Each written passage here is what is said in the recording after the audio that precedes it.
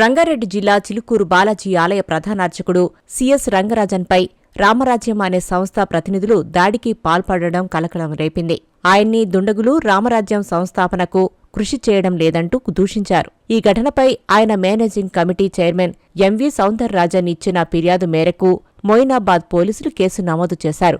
చిలుకూరు బాలాజీ ఆలయానికి వంశపారంపర్యంగా అర్చకుడిగా వ్యవహరిస్తున్న రంగరాజన్ ధార్మిక వ్యవహారాలపై తరచూ స్పందిస్తూ ఉంటారు. సికింద్రాబాద్ ముత్యాలమ్మ ఆలయం ఘటన నేపథ్యంలో ఆ ప్రాంతాన్ని సందర్శించి నిందితులను కఠినంగా శిక్షించాలని డిమాండు చేశారు. ఆంధ్రప్రదేశ్ ఉప ముఖ్యమంత్రి పవన్ కళ్యాణ్ చేసిన సనాతన హిందూ బోర్డు ఏర్పాటు డిమాండుకు రంగరాజన్ మద్దతిచ్చారు.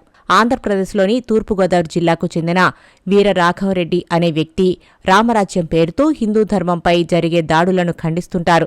అయితే వీర రాఘవరెడ్డి 20 మంది రామరాజ్యం సభ్యులతో కలిసి చిలుకూరుకు వచ్చారు. నేరుగా బాలాజీ ఆలయ ప్రాంగణంలోని రంగరాజన్ ఇంటికి వెళ్లారు. రామరాజ్య స్థాపనకు సహకరించాలని, ఉగాదిలోగా తాను ఏర్పాటు చేయాలనుకుంటున్న రామరాజ్య సైన్యానికి ఆర్థిక సాయం చేయాలని డిమాండు చేశారు. చిలుకూరు ఆలయాన్ని తనకు అప్పగించాలని అంటూ రంగరాజన్ను బెదిరించారు. లేని పక్షంలో అంతు చూస్తానంటూ హెచ్చరించారు. దానికి రంగరాజన్ తీవ్రంగా స్పందిస్తూ తాను నిబంధనల ప్రకారమే నడుచుకుంటానని, అడ్డదారిలో ఎవరికి సహకరించేది లేదని తేల్చి చెప్పారు. దాంతో వీర రాఘవరెడ్డి ఆయనపై చేయి చేసుకున్నారు.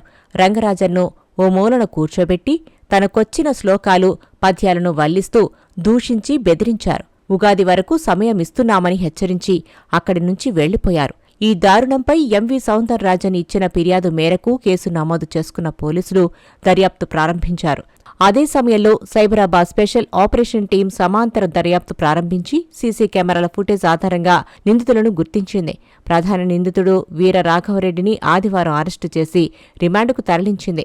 ఇతర నిందితుల అరెస్టుకు వేర్వేరు బృందాలు గాలిస్తున్నాయి.